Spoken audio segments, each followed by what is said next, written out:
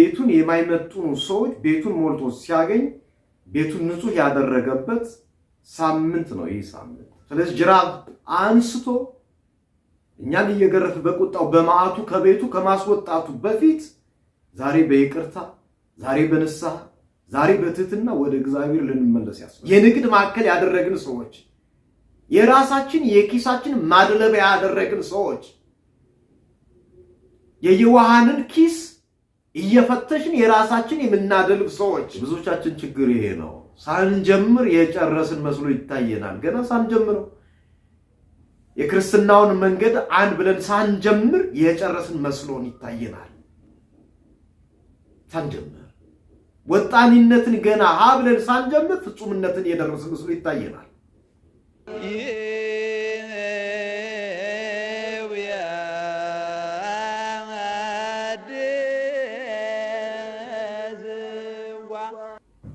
በስመ አብ ወወልድ ወመንፈስ ቅዱስ አሐዱ አምላክ አሜን። የፍጥረታት ሁሉ ፈጣሪ መጋቢ አስተዳዳሪ የቸርነት ባለቤት የፍቅር አምላክ አምላካችን መድኃኒታችን ኢየሱስ ክርስቶስ ስሙ ለዘላለም የተባረከ የተመሰገነ ይሁንልን። የመስቀል ሥር ስጦታችን አማላጃችን እመቤታችን ቅድስት ድንግል ማርያም ክብሯ ስልጣኗ ታላቅ ነውና ስሟ ለዘላለም በትውልድ የተባረከ የተመሰገነ ይሁንልን። የእግዚአብሔር ቤተሰቦች የእመቤታችን የቅድስት ድንግል ማርያም የምልጃ የጸሎት የቃል ኪዳን የመስቀሉ ሥር ስጦታ ልጆች የሆናችሁ ክርስቲያኖች በፈጠረን በወደደን በማይረሳን በማይተወን እረኛችን በሆነ በኢየሱስ ክርስቶስ ስም እንደምንሰነበታችሁ አሜን። መመስገን የሚገባው በቸርነቱ የሚያኖረን በምሕረቱ ይቅር የሚለን የፍቅር ባለቤት የትህትና አስተማሪ አምላካችን ልዑል እግዚአብሔር በደላችንና ክፉ ስራችንን ተመልክቶ ሳያጠፋን በባህሪው መገለጫ በሆነው በትዕግስት መጋረጃ እየጋረደ እየታገሰ እድሜ ለንስሐ ሰጥቶ ለዛሬ ቀን አድርሶን ቃሉን እንድንሰማ ስሙን ጠርተን ክብር እንድናገኝ የፈቀደልን አምላካችን ልዑል እግዚአብሔር በድጋሚ ስሙ የተባረከ የተመሰገነ ይሁንልን። በባለፈ ትምህርታችን ስለ ቅድስት ተመልክተናል። አሁን ላይ ደግሞ ቀጣዩ ሳምንት ሶስተኛ የጾማችን የዐቢይ ጾም ሶስተኛ ሳምንት መጠሪያ ስሙ ምኵራብ እንደመሆኑ መጠን ስለ ምኵራብ፣ ስለ ቤተ መቅደስ፣ ስለ ጸሎት እንደ እግዚአብሔር መልካም ፈቃድ እንመለከታለን። የትምህርታችን መነሻ አድርገን የምንወስደው በማርቆስ ወንጌል ምዕራፍ 11 ቁጥር 17 ላይ ያለውን ኃይለ ቃል በማንሳት ይሆናል። የጥበብ ሁሉ ባለቤት የእውቀት ሁሉ ምንጭ የነቢያትን የሐዋርያትን አንደበታቸውን አከናውነው ትንቢት እንዲናገሩ ትምህርት እንዲያስተምሩ እንዲሰብኩ የፈቀደ አምላካችን እግዚአብሔር በማዕከላችን በቸርነቱ በምሕረቱ ተገኝቶ ጥበብን ምስጢርን ገልጦ ለእኔ የምናገርበትን አንደበት ከጥበብ ከምስጢር ጋር ለሁላችንም የምንሰማበትን ውስጣዊ ጆሮአችንን እንደ ልድያ እንዲከፍትልን የእርሱ መልካም ፈቃድ ይሆንልን። የትምህርታችን ርዕስ የሆነው ቤቴ የጸሎት ቤት ነው። ቤቴ የጸሎት ቤት ነው። ቃሉን የምናገኘው የማርቆስ ወንጌል ምዕራፍ 11 ቁጥር 17 ላይ ተጽፎ የሚገኝ የሕይወት ቃል ነው። ስለዚህ ሁላችንም ሐሳባችንን ሰብሰብ አድርገን በዕለቱ የሚነገረውን ታሪክና እግዚአብሔር አምላክ ለኛ ማስተላለፍ የፈለገውን መልእክት ሁላችንም ሐሳባችንን ሰብሰብ አድርገን የእግዚአብሔርን ቃል እንሰማለን። የእግዚአብሔር መልካም ፈቃድ ይሁንልን። እንግዲህ በዕለቱ የሚነገረውን ታሪክ ስንመለከት አምላካችንና መድኃኒታችን ኢየሱስ ክርስቶስ የአይሁድን በዓል ለማክበር ወደ ኢየሩሳሌም ከተማ እንደገባ መጽሐፍ ቅዱሳችን ይናገራል፣ ያስተምራል። በዛም ገብቶ ወደ ቤተ መቅደሱ ሲገባ ቤተ መቅደሱ ላይ የማይመጥን ስራ እየተሰራ መድኃኒታችን ኢየሱስ ክርስቶስ አገኘ። ቤተ ክርስቲያን ቤተ መቅደስን የማይመጥን ቦታውን የማይመጥን ስራ እየተሰራ ስላገኘ አምላካችን መድኃኒታችን ኢየሱስ ክርስቶስ ተቆጥቶ የተናገረውን ቃል በመጽሐፍ ቅዱሳችን እናገኛለን ማለት ነው። ይሄ ምንድነው? ቤቱ የጸሎት ቤት ሲሆን በመሰረቱ ጸሎት ማለት ሰው ከእግዚአብሔር ጋር የሚነጋገርበት አንዱ መንፈሳዊ መሳሪያ ነው። ጸሎት ማለት ሰው ከእግዚአብሔር ጋር የሚነጋገርበት በፍትሐ ነገሥት ላይ እንደተቀመጠ ማለት ነው። አይሁድም ከእግዚአብሔር ጋር የሚገናኙበት በጸሎታቸው በምስጋናቸው እግዚአብሔርን የሚያከብሩበት የሚያመልኩበት ቤት ነበረ ያ ምኩራብ። ሰዎቹ ግን ይህን ዓላማ በመርሳት ምኩራብ የጸሎት ቤት መሆኑን በመርሳት በመተው በቤቱ ላይ በከበረ ቤት ላይ እግዚአብሔር ስም በሚጠራበት ሰዎች ከእግዚአብሔር ጋር በሚገናኙበት በዛ በተለየ ቤት ላይ የንግድ ስራ ያከናውኑ ነበረ። ሻጮች እና ለዋጮች ቤቱን ሞልተውት ነበረ። እርግብ የሚሸጡ በግ የሚሸጡ የተለያየ የንግድ ስራ የተሰማሩ ሰዎች ቤቱን ሞልተውት ስለነበረ መድኃኒታችን ኢየሱስ ክርስቶስ ወደዛ ቤተ መቅደስ ሄደና ቤቴ የጸሎት ቤቴ ተብሎ ተጽፏል፣ እናንተ ግን የወንበዴዎች ዋሻ አደረጋችሁት ብሎ በቁጣ ተናግሮ ጅራፍ አንስቶ ሰዎችንም እየገረፈ አስወጣቸው ይላል መጽሐፍ ቅዱሳችን ማለት ነው። ስለዚህ የሚታሰብበት ዕለት ነው ይህ ሳምንት።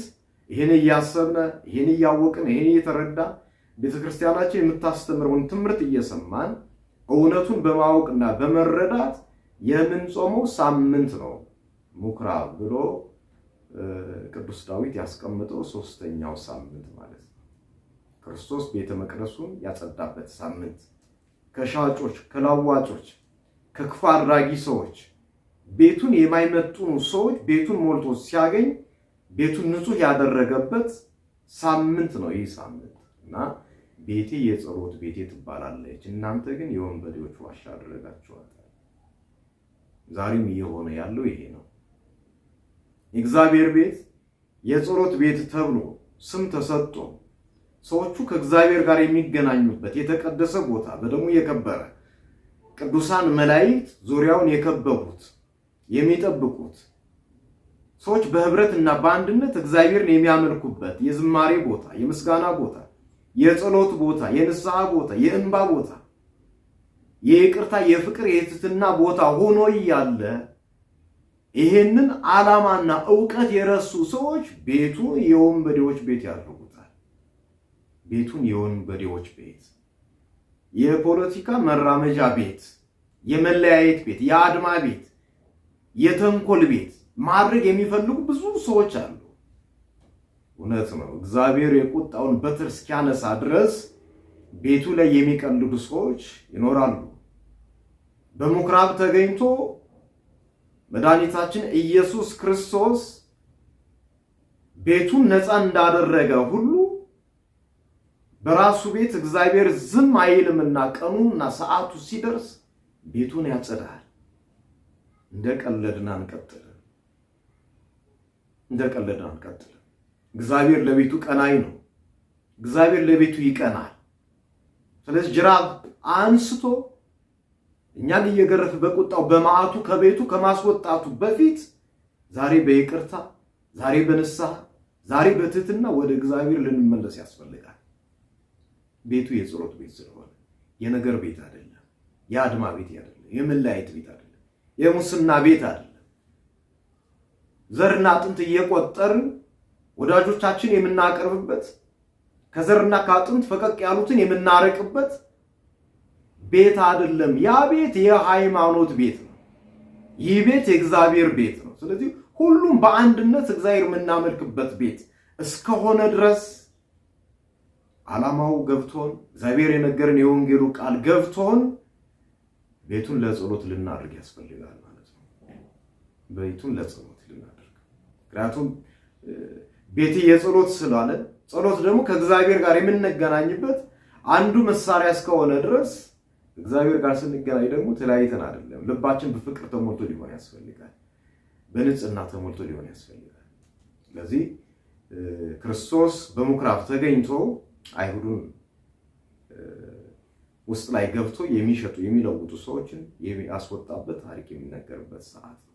ይህ ምኩራብ መድኃኒታችን ኢየሱስ ክርስቶስ በሥጋ ማርያም በተገለጠ ሰዓት በምኩራብ ላይ ተገኝቶ የተሰበሰቡ ለጸሎት የሚተጉ ሰዎችን አግኝቶ ለተለያየ ዓላማ ያሉ ሰዎችን አግኝቶ ያስተማረበት ቦታ ነው። በዚህ ብቻ ያበቃ። ክርስቶስ እንደራሴ አድርጎ የሾማቸው የመረጣቸው ዓለምን ዞሮ እንዲያስተምሩ የመረጣቸው የሾማቸው ሐዋርያትም በምኩራብ ላይ ተገኝተው አስተምረውበታል።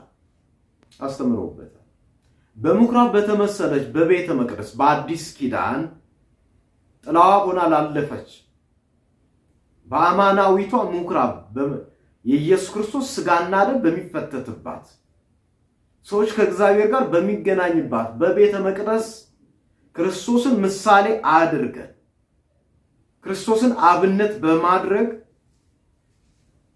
በቤተ መቅደስ ላይ ለጸሎት እንሰበሰባለን። ለጸሎት ቤቱ የጸሎት እስከሆነ ድረስ ለጸሎት እንሰበሰባለን፣ ለምስጋና እንሰበሰባለን። ለተለያዩ ለመንፈሳዊ አገልግሎት ቤተክርስቲያን ለማገልገል ንስሐ ለመግባት ራሳችን ከእግዚአብሔር ጋር ለማገናኘት ቤተ መቅደስ ላይ እንሰበሰባለን። ስለዚህ ቤቴ የጸሎት ቤት ናት፣ እናንተ ግን የወንበዴዎች ዋሻ አደረጋችኋት ብሎ እኛን ከቤተ መቅደስ ቅጥር እንዳያስወጣን ራሳችን ልንፈትሽ በንስሐ ልናስተካክል ያስፈልጋል ማለት ነው። እስከዚህ ስለ ምኩራብ ከተመለከትን ስለ ጸሎት በርዕሳችን ያነሳነው ቤቴ የጸሎት ቤት ብለን ነውና ጸሎት ማለት ምን ማለት ነው? እንዴት እንጸልይ? በቤተ መቅደሱ ተገኝተን እንዴት ብንጸልይ እግዚአብሔር ይሰማናል የሚለውን ደግሞ በአጭር እንመለከታለን። ጸሎት ማለት ሰው ከእግዚአብሔር ጋር የሚነጋገርበት አንዱ መሳሪያ ነው። ጸሎት ማለት ከእግዚአብሔር ጋር መነጋገር፣ ጸሎት ማለት ልመና ማለት ነው። ጸሎት ማለት ልመና፣ ጸሎት ማለት ከእግዚአብሔር ጋር መነጋገር።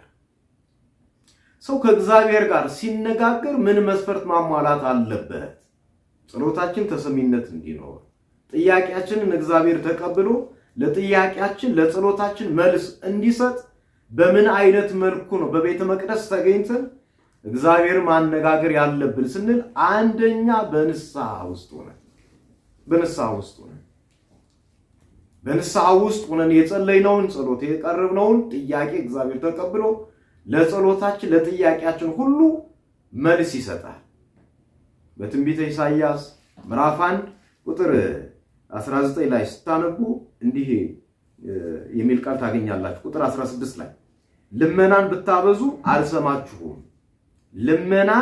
ብታበዙ አልሰማችሁም፣ እጆቻችሁ ደምን ተሞልተዋልና ታጠቡ፣ ሰውነታችሁን አንጹ፣ የሰራችሁትን ክፉ ሥራ ከዓይኔ ፊት አስወግዱ፣ ክፉ ማድረግን ተው፣ መልካም መስራትን ተማሩ ይላል። ስለዚህ በቤተ መቅደስ ላይ ሆነን የቀረብነውን ጸሎት ልመና እግዚአብሔር ተቀብሎ ለጸሎታችን መልስ እንዲሰጥ ከተፈለገ ጸሎት ማድረግ ብቻውን በቂ አይደለም። በቤተ መቅደሱ ተገኝቶ ዕለት ዕለት ልመና ማቅረብ ብቻውን በቂ አይደለም። ከእግዚአብሔር ዘንድ መልስ ለማግኘት በንስሐ ውስጥ ሆነን በእኛና በእግዚአብሔር መካከል ሆኖ ጸሎታችን ወደ እግዚአብሔር እንዳይደርስ እግዚአብሔር ምሕረቱን ወደኛ እንዳይመጣ እንቅፋት የሆነን ተራራ የሆነውን ኃጢአታችንን በንስሐ ልንደረምሰው ያስፈልጋል። በንስሐ ሊፈርስ ያስፈልጋል። ንስሐ ሳንገባ እግዚአብሔር ይቅርታ ሳንጠይቅ ያቀረብነውን ልመና እግዚአብሔር እንደማይቀበል መጽሐፍ ቅዱሳችን አስቀመጠ። ስለዚህ ጸሎታችን ተሰሚነት እንዲኖረው ተቀባይነት እንዲኖረው ምን እናድርግ ስንል መጽሐፍ ቅዱስ እንደነገረ ንስሐ ልንገባ ማንነታችን ልናነጻ ያስፈልጋል። እግዚአብሔር ያቀረብነውን ጸሎት ያቀረብነውን ምስጋና ከመቀበላችን በፊት አስቀድሞ እኛን ነው የሚያይ። ያቀረብነውን መባ ያቀረብነውን ስጦታ ከመቀበሉ በፊት ከማን ነው የመጣ? ምስጋናው ከማን ነው? ጸሎቱ ከማን ነው? ምንጩን ያያል እግዚአብሔር፣ ውሃውን አይደለም። ምንጩን ይመለከታል። እውነት ነው። ማንነታችን ምንጫችን ንጹህ ከሆነ ልመናችን ንጹህ ነው፣ ጸሎታችን ንጹህ ነው። እግዚአብሔር ደግሞ በባህሪው ንጹህ ነውና ንጹህ ነገር ይፈልጋል። ከንጹህ ልብ የወጣውን ልመና ከንጹህ ልብ የወጣውን ምስጋና እግዚአብሔር ይቀበላል። ያንን ነው ኢሳይያስም የተናገረ፣ ክፉ ስራችሁን አስወግዳችሁ መልካም መስራትን ተማሩ አለ። በመጽሐፍ ኩፋሌ ምዕራፍ 5 ቁጥር 9 ላይ ያለውን ተመልከቱ። እግዚአብሔር ከአቤል ልጅ መስዋዕትን ተቀብሏልና ከቃየል ልጅ ግን መስዋዕትን አልተቀበለም ይላል። ልመና መስዋዕት ነው፣ ምስጋና መስዋዕት ነው ወደ እግዚአብሔር የምናቀርበው። ይሄንን ምስጋናችን ይሄንን ጸሎታችን መልካም ስራችንን እግዚአብሔር መቀበል የሚችለው እንደ አቤል መልካም ሰው ሆነን መገኘት ስንችል ነው። ያቀረብነውን ሁሉ እግዚአብሔር አይቀበልም። ያመጣነውን ሁሉ እግዚአብሔር የሚቀበል አምላክ አይደለም። የበዛ ብር ብናፈስ ብናቀርብ እግዚአብሔር አምላክ ደስ ብሎት ሊቀበለው አይችልም። ውስጣችን ንጹህ እስካልሆነ ድረስ፣ ውስጣችን የነጻ እስካልሆነ ድረስ። አቤልና ቃየል መስዋዕት አቅርበው የአቤልን ሲቀበል የቃየልን አለመቀበሉ ቃየል ንጹህ ካልሆነ ልብ ያቀረበው መስዋዕት ስለሆነ በግድ የለሽነት በቸልተኝነት ተሞልቶ ያቀረበው መስዋዕት ስለሆነ፣ ስለዚህ እግዚአብሔር አምላክ ልመናችን ጸሎታችንን ሰምቶ ለጸሎታችን ለልመናችን መልስ እንዲሰጥ ከተፈለገ በጸሎት ቤት ተገኝተን በመናቀርብበት ሰዓት ልባችን በንስሐ ልባችን በይቅርታ የነጻ ሊሆን ያስፈልጋል ማለት ነው። ሊሆን ያስፈልጋል። እንዲያ ካልሆነ እግዚአብሔር አምላክ ከቤቱ ጅራፍ አንስቶ የሚያባርርበት ሰዓት ይኖራል። የምንባረርበት የሚያስወጣበት ሰዓት ይኖራል። ልባችን ንጹህ ካልሆነ፣ ልባችን በቂም የተሞላ ከሆነ፣ ልባችን በተንኮል የተሞላ ከሆነ እግዚአብሔር አምላክ አንድ ቀን ከቤተ መቅደሱ ያስወጣል። ከቤተ መቅደሱ ብቻ አይደለም፣ ከዘላለማዊ ሕይወት ከመንግስተ ሰማያት ያስወጣል። እግዚአብሔር ከዘላለማዊ ሕይወት ንጹህ ካልሆነ በተሰጠን ዕድሜ ዘመናችን እግዚአብሔር የሚያስደስት ስራ የማን ስራ ከሆነ፣ ለነፍሳችን የሚጠቅም የሚበጅ ስራ ማን ስራ ከሆነ እንደ ቀለድን አንቀጥልም። በቤተ ክርስቲያን ላይ እንዳሾፍን አንቀጥልም። አድማ እንደሰራን አንቀጥልም። እግዚአብሔር ጊዜ ያለው ስራውን የሚሰራበት የራሱ የሆነ ጊዜ ያለው እግዚአብሔር አይን ሳይኖረው ቀርቶ አይደለም። አድማን ስንሰራ በቤተ ክርስቲያን ውስጥ ላይ ተንኮል ስንሰራ ስናሳምጽ ክፍፍል ስንሰራ ቡድን ስናመቻች እግዚአብሔር አይን ሳይኖረው ቀርቶ አይደለም። ሳይሰማን ሳያይን ቀርቶ አይደለም። ስራውን የሚሰራበት የራሱ የሆነ ጊዜ ስላለው ለንስሐም ጊዜ እየሰጠን የመመለስ ጊዜን እየሰጠን አንመለስም ስንል የእግዚአብሔር የትዕግስቱ ምስጢር ተረድተን የዝምታውን ምስጢር ተረድተን አንመለስም ስንል እግዚአብሔር ጅራፍ አንስቶ ቁጣውን አንስቶ መዓቱን አንስቶ ከቤተ መቅደሱ ያስወጣል።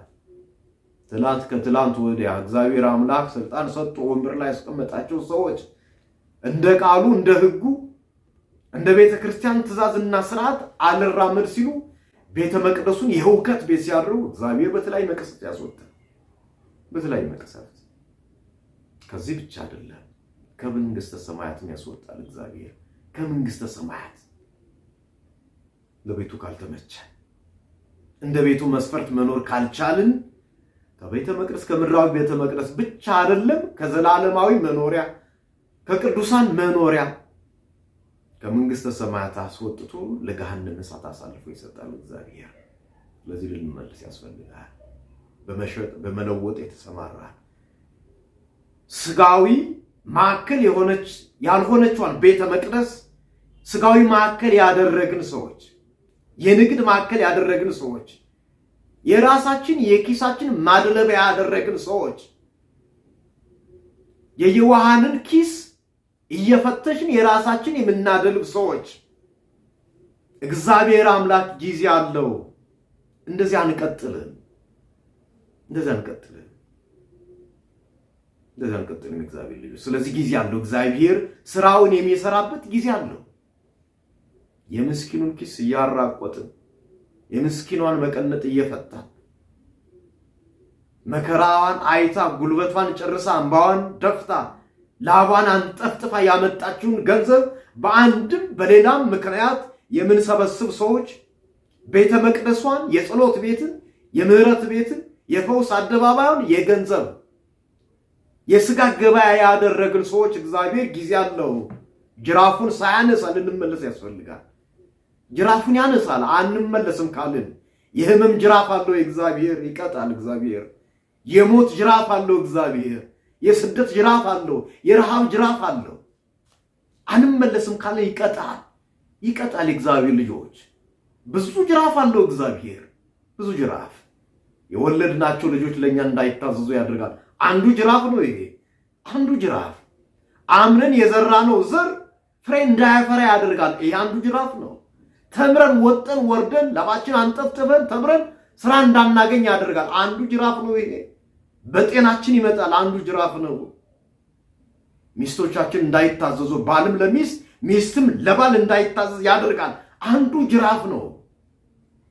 ቤቱ ላይ የምንቀልድ ከሆነ እግዚአብሔር ልጆች ስለ ህንፃ ቤተ መቅደስ ብቻ እናወራ። ሰውነታችን የእግዚአብሔር ቤተ መቅደስ ነው። ሐዋርያው ቅዱስ ጳውሎስ እንዳስቀመጠ በሁለተኛ ቆሮንቶስ ምዕራፍ 3 ላይ ሰውነታችን የእግዚአብሔር ቤተ መቅደስ ነው፣ ማደሪያ ነው።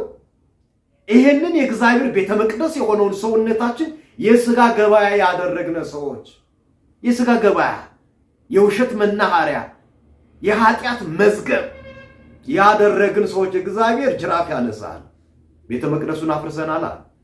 የምስጋና የሆነውን ሰውነታችን ቤተ መቅደስን እግዚአብሔር አምላክ በደሙ ያከበረውን ደሙን አፍስሶ ሥጋውን ቆርሶ ክብር የሰጠን እኛ ቤተ መቅደስ ነን። ይሄን ቤተ መቅደስ በኃጢአት ያፈረሰ የሥጋ ገበያ የኃጢአት መዋያ ያደረግን ሰዎች እግዚአብሔር አምላክ ጅራፍ ያነሳል። ጅራፉን የት እንደምታገኙ ልንገራችሁ። ጅራፉን የእግዚአብሔር ጅራፍ ቤተ መቅደሱን ያፈረሱ ሰዎች የእግዚአብሔር ጅራፍ በማቴዎስ ወንጌል ምዕራፍ 25 ከቁጥር 30 ጀምራችሁ ተመልከቱ እስከ መጨረሻው ወዩ። ጅራፉን ቤተ መቅደስ ያፈረሱትን የሥጋ ገበያ ያደረጉትን በግራ አቁሞ ለዲያብሎስና ለሰራዊቱ ወደ ተዘጋጀው ወደ ገሃነመ እሳት ይልካቸዋል። ጅራፉ ይሄ ነው። የሚያስፈራ ጅራፍ፣ የሚያስፈራ ጅራፍ፣ ከአንደበቱ የሚወጣ ፍርድ ጅራፍ ነው። ቤተ መቅደሱን ያፈረሱ ሰዎች። ስለዚህ ቤቱ የጸሎት ቤት ነው። አንደኛ ቤተ መቅደስ፣ ህንፃው ቤተ መቅደስ የጸሎት ቤት ነው።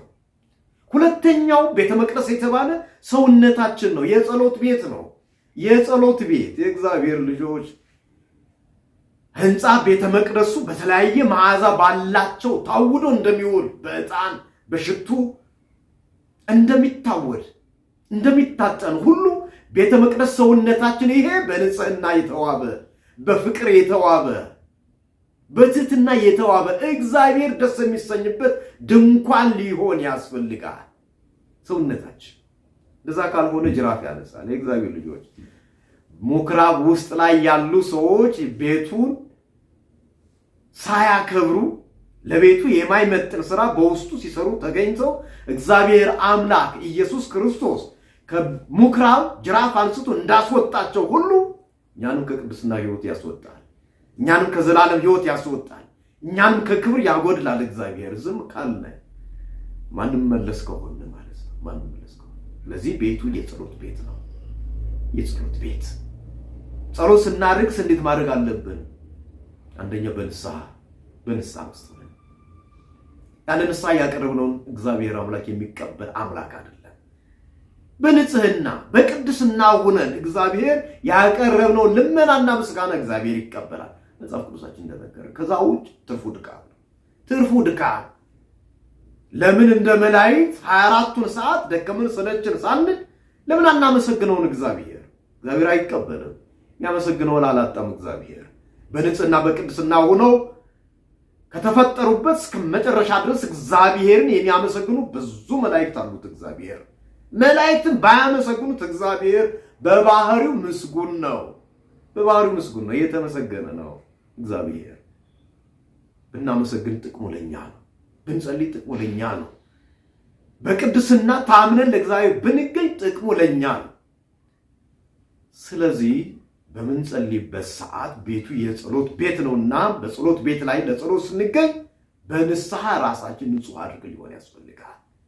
ንጹህ አድርገን ሁለተኛ ምን ማድረግ አለብን ስንል ያስቀየሙትን ሰው ይቅርታ በመጠየቅ ያስቀየምነውን ሰው በእኛ እንዲቀየም ያደረግነውን ሰው ይቅርታ በመጠየቅ ሊሆን ያስፈልጋል። ምክንያቱም በጠብ መሃል ሆነን ያቀረብነውን ነገር እግዚአብሔር ስለማይቀበል ይሄንን መጽሐፍ ቅዱስ ማስረጃችን መረጃችን በአንደኛ ቆሮንቶስ ምዕራፍ 13 ከቁጥር 1 እስከ 4 ላይ ያለው ሐዋርያው ቅዱስ ጳውሎስ ስለ ፍቅር ያስቀመጠውን ቃል ተመልከቱ። በመላእክት ልሳን ብናገር፣ ሥጋዬን ለአራዊት አሳልፌ ብሰጥ፣ ከእምነቴ ጽናት የተነሳ ተራራውን ባፈልስ፣ የሞተ ሰው ባስነሳ፣ ፍቅር ግን ከሌለኝ ከንቱ ነኝ አለ። ፍቅር ከሌለ ከንቱ። ቤተ መቅደስ ላይ ዕለት ዕለት መመላለሱ ብቻውን በቂ አይደለም። 150ውን የዳዊትን መዝሙር መድገሙ መጸለዩ ብቻውን በቂ አይደለም። የኢየሱስ ክርስቶስን መከራውን ሕማሙን እያሰቡ ቤተ መቅደስ ላይ ተገኝቶ መጸለዩ ብቻውን በቂ አይደለም። ማልቀሱ ብቻውን በቂ አይደለም። ታዲያ ምን ያስፈልጋል ስንል የፍቅር ሰዎች ልንሆን ያስፈልጋል። የፍቅር ሰዎች እውነት ነው። መጽሐፍ ቅዱስ እንደነገረን ክርስቲያን መሆናችን የሚታወቀው የክርስቶስ ደቀ መዛሙርት መሆናችን የሚታወቀው በፍቅር ነው። በፍቅር እርስ በርሳችሁ ተፋቀሩ፣ እርስ በርሳችሁ ተዋደዱ፣ በዛ እናንተ የእግዚአብሔር ልጆች እንደሆናችሁ ትታወቃላችሁ ብሎ ወንጌል እንደነገረን እኛ ከአሕዛብ ተለይተን ከማያምኑ ሰዎች ተለይተን ከምንታወቅባቸው ነገሮች አንዱ ፍቅር ነው። ፍቅራችን ክርስቶስን የሚሰብክ ነው። ክርስቶስን የሚሰብካል። እኛ ስንፋቀር፣ እኛ ስንዋደድ፣ እኛ አንድ ስንሆን የምንሰብከው ክርስቶስን ነው። የምናሳየው ክርስቶስን ነው። በእኛ አንድነት፣ በእኛ ፍቅር ክርስቶስን እናሳየላለን። ስለዚህ በፍቅር ሁነን ልንጾም ያስፈልጋል ነው። ልንጾም ያስፈልጋል። የፍቅር ሰዎች ልንሆን ያስፈልጋል። ሶስተኛ ትህትናን ተላብሰን ያለ ትህትና ያቀረብነውን እግዚአብሔር አይቀበልም። ሁለት መጽሐፍ ቅዱሳዊ ጥቅሶችን እንመልከት። አንደኛ ማቴዎስ ወንጌል ምዕራፍ 25 10 ደናግላን፣ 5 ሰነፎች፣ 5 ልባሞች የሙሽራውን መምጣት የሚጠባበቁ።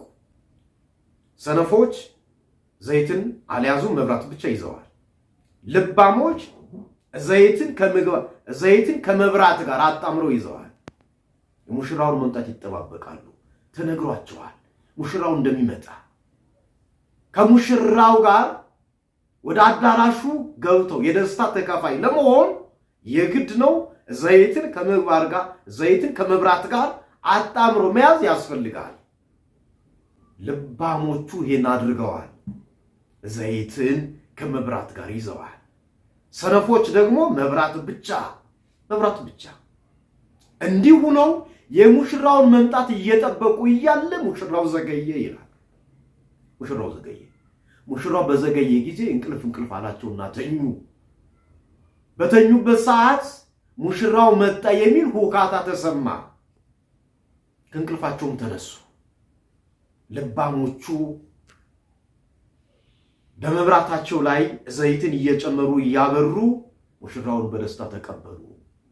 ሰነፎቹ ዘይት አልነበራቸውምና ዘይት መግዛት ሄደው እያሉ ሙሽራው መጣ። ልባሞቹ ሙሽራውን ተቀበሉ፣ ወደ አዳራሹም ገቡ፣ የደስታውን ተካፋይ ሆኑ። ሰነፎቹ በሄዱበት በዛው እያለ የአዳራሹ በር ተዘጋ። ሰነፎቹ ተመልሰው መጡ። የአዳራሹን መግቢያ በርም አንኳኩ፣ ክፈትልን አሉ። ሙሽራውም እንዲህ የሚል ተስፋ የሚያስቆርጥ ቃል ተናገረ። እውነት እላችኋለሁ ከወዴት እንደሆናችሁ አላውቃችሁ ተባሉ።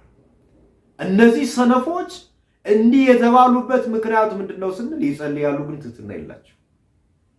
ይጸልያሉ፣ ትህትና ግን የላቸው። ትህትና ለጽድቃችን መሰረት ነው። የእግዚአብሔር ልጆች ብዙ ሰዎች እግዚአብሔርን የምሕረት ፊቱን ያገኙት ለክብር የበቁት ለገነት የበቁት በትህትና በኩል አልፈው ነው። በትህትና በኩል። ስለዚህ በምንጸልይበት ሰዓት በትህትና ራሳችን ዝቅ ልናደርግ ያስፈልጋል። በማቴዎስ ወንጌል ምዕራፍ 5 ላይ ያለውን ኃይለ ቃል ተመልከቱ። በመንፈስ ድሆች ብፁዓን ናቸው አለ። በመንፈስ ድሃ መሆን ያስፈልጋል። ምን ማለት ነው? ዕውቀት እያላቸው ዕውቀትማ የሚገባው ዕውቀት የባህሪ ገንዘቡ የሆነ እግዚአብሔር ነው፣ ለኛ የሚገባ ድንቁርና ነው የሚሉ በመንፈስ ድሆች ብፁዓን ተብሎ የተነገረላቸው ትሑታንን ነው። ብፁዓን ያላቸው። ትህትና ብፅዕናን የሚያሰጥ ጉዳይ ነው። ብፅዕና ሀብት ንብረት እያላቸው ሀብት ንብረትማ ከእግዚአብሔር ዘንድ ነው፣ ለእኛ የሚስማማን ባዶነት ነው የሚሉ የትህትና ሰዎች፣ እነሱን እግዚአብሔር ያከብራቸዋል። ስለዚህ ጸሎታችን ተቀባይነት እንዲኖረው ቤተ መቅደስ ላይ ብቻውን መገኘት በቂ አይደለም። ስለዚህ ምን እንደሆነ ያስፈልጋል? ትሁታን፣ ራሳችን ዝቅ የምናደርግ። የብዙዎቻችን ችግር ይሄ ነው። ሳንጀምር የጨረስን መስሎ ይታየናል። ገና ሳንጀምረው የክርስትናውን መንገድ አንድ ብለን ሳንጀምር የጨረስን መስሎን ይታየናል። ሳንጀምር ወጣኒነትን ገና ብለን ሳንጀምር ፍጹምነትን የደረስን መስሎ ይታየናል። የመጽሐፍ ቅዱስን የመጀመሪያዋን ምዕራፍና ቁጥር ስላወቀን እግዚአብሔር ሰማይና ምድርን ፈጠረ የሚለውን በኦሪት ዘፍጥረት ምዕራፍ 1 ቁጥር 1 የተቀመጠችውን ያችን መጽሐፍ ቅዱሳዊ አንዷን ጥቅስ ስላወቅን መጽሐፍ ቅዱስ በሙሉ አዋቂ መስለን እንታያለን። ንስሐ ሳንገባ የገባን ሰዎች ብዙዎቻችን ችግር አረም የሆነብን በእውነቱ ሊነቀል የሚገባ የማይጠቅም አረም ሕይወታችን እንዳያድግ ፍሬ እንዳያፈር ከእግዚአብሔር ጋር ያለን ግንኙነት የጠነከረ እንዳይሆን ካደረጉ ነገሮች አንዱ ትዕቢት ነው። ትዕቢት፣ ያለ ትህትና መኖር፣ ራስን ዝቅ አለማድረግ። አባቶችን ተመልከቱ። በበረሃ ወድቆ ያሉት ቆሎ ቆርጥሞ ሲያገኙ ቆሎዋን ራሱ ሲያገኙ ካላገኙ ቅጠልም ከሌለ ከደረቀባቸው እንዲሁ በረሃብ እያለፉ ያሉትን ተመልከቱ። ሄዳቸው በጸሎት አስቡን ስንላቸው እኔማ ኃጢአተኛ ነኝ፣ ልጄ ሆይ አንተ አስበኝ፣ እኔ ኃጢአተኛ ነኝ፣ ኃጢአቴ ስለበዛ ከዓለም ተለይሼ ወጣሁ እንጂ ኃጢአተኛ ነኝ፣ አንተ አስበኝ ይላሉ ትህትና አስተማሪዎች።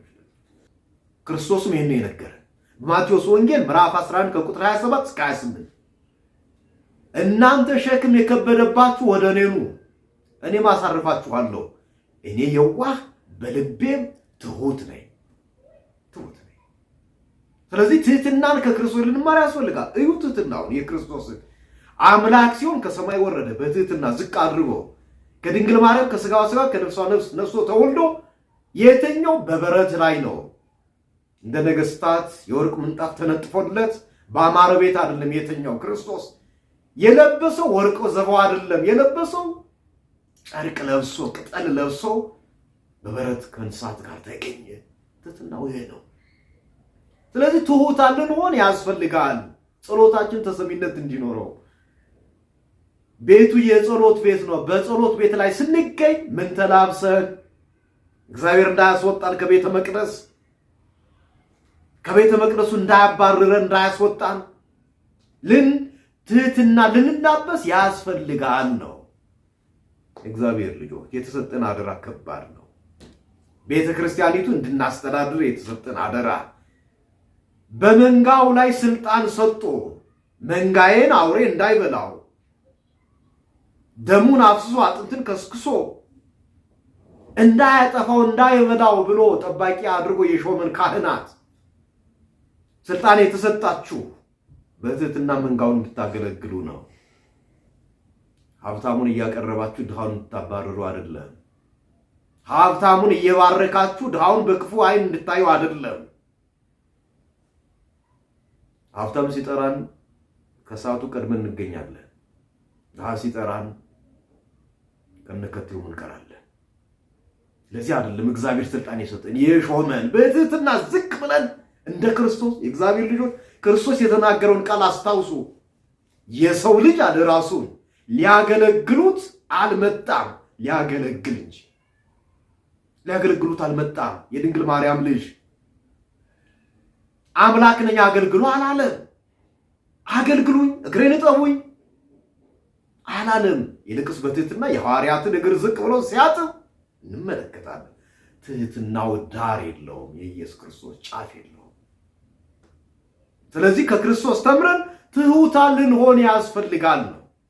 ቤተ መቅደስ ላይ ስንገኝ ትሁታን፣ አቤት ገዳም ስንሄድ ያለን ትህትና፣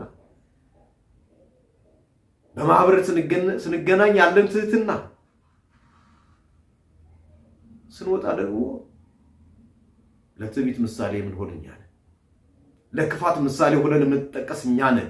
ለድብድብ ምሳሌ ሆነን የምንጠቀስ እኛው ነን። ስለዚህ ትሑታን ልመና ያስፈልጋል። የመጨረሻ መጽሐፍ ቅዱስ ጥቅስ እንመልከት። የሉቃስ ወንጌል ምዕራፍ 15 ሁለት ሰዎች ሊጸልዩ ወደ ቤተ መቅደስ ወጡ። አንደኛው ፈሪሳዊ፣ አንደኛው ደግሞ ቀራጭ። ፈሪሳዊ በጸሎት ቤት በእግዚአብሔር ፊት ቆሞ ራሱን ከፍ ያደረገ መጸለይ ጀመረ።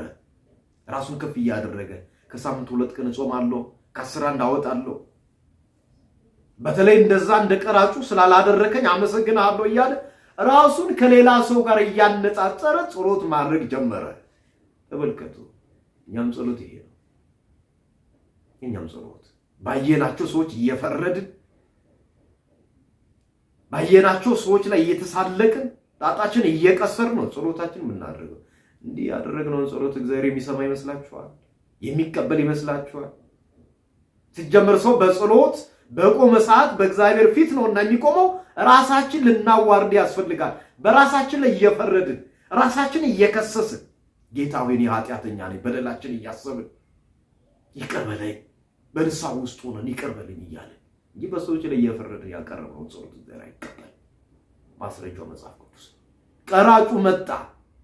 ያ ምስኪን ቀራጭ ቀና ብዬ ሰማይ እንኳን እንዳላይ ዙፋንህ ነው፣ መቀመጫ ነው፣ የክብር መገለጫ ነው፣ እኔ ኃጢአተኛ በደለኛውን ይቅር በለኝ እያለ ደረቱን እየደቃ ምድር እየተመለከተ ጸሎት አደረገ። እውነት እውነት እላችኋለሁ ከፈሪሳዊ ይልቅ ቀራጩ ጽድቅን አግኝቶ ወደ ቤቱ ተመለሰ ይላል። ስለዚህ እኛም እንደ ፈሪሳዊ ሳይሆን እንደ ቀራጩ ራሳችን በትህትና ዝቅ አድርገን በጸሎት ቤት ተብላ በተጠራች ቤተክርስቲያን ላይ ጸሎት ልናደርስ ልናገለግል ያስፈልጋል። የምንቀድስም የምናስቀድስ የምናቆርብም የምንቆርብም በትህትና ሆነን እግዚአብሔርን ልናገለግል ያስፈልጋል። ቤቴ የጸሎት ቤት ትባላለች። ያስተማረን የገሰጸን የመከረን አምላካችን ልዑል እግዚአብሔር ስሙ የተባረከ የተመሰገነ ይሁንልን። ወስብሐት ለእግዚአብሔር ወለወላዲቱ ድንግል ወለመስቀሉ ክቡር አሜን። ይቆየን።